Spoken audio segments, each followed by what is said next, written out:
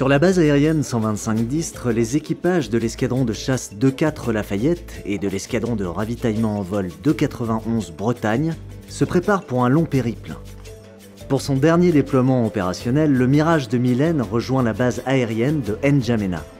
Les deux chasseurs seront accompagnés par un Boeing C-135 du Bretagne qui leur permettra de relier la Provence à l'Afrique. Pour cette première étape, c'est un périple de 4000 km entre Istres et Dakar qui attend nos deux chasseurs et leur ange gardien. Alors en fait, un avion de chasse a peu d'autonomie.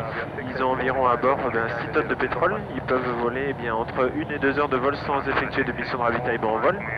Alors dès qu'il y a de la projection de force à l'étranger, on a besoin de leur apporter une allonge stratégique.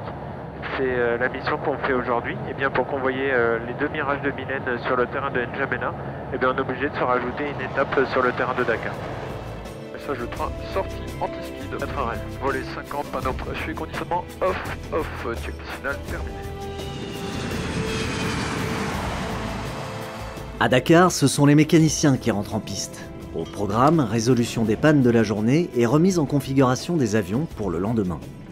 Pour cette deuxième étape 100% africaine, nos aviateurs effectueront 3500 km à travers la bande sahélo-saharienne pour rejoindre N'Djamena, un survol particulier comme nous l'explique le lieutenant-colonel Joff. C'est une mission assez complexe car il s'agit de passer par Dakar par exemple pour notre convoyage, de passer sur la BSS, savoir gérer les what if, c'est-à-dire qu'est-ce qui va m'arriver en cas de casse-avion, en cas de casse-tanker, en cas de casse Mirage de Mylène.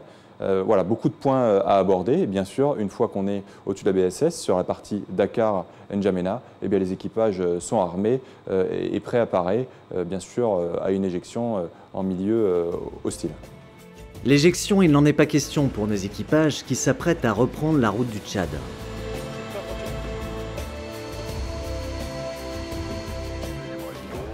Pour ce dernier trajet, le vol sera ponctué de 2 ravitaillements qui permettront aux chasseurs de rejoindre la capitale tchadienne. 3,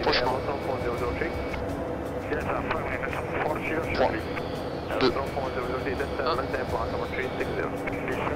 1. Contact à gauche. Après plus de 8000 km de vol, notre convoyage aperçoit enfin la base aérienne de N'Djamena.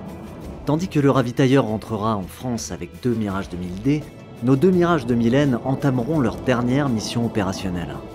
Une ultime occasion pour les équipages et mécaniciens du 2-4 de prouver leur efficacité aux côtés de cet avion mythique.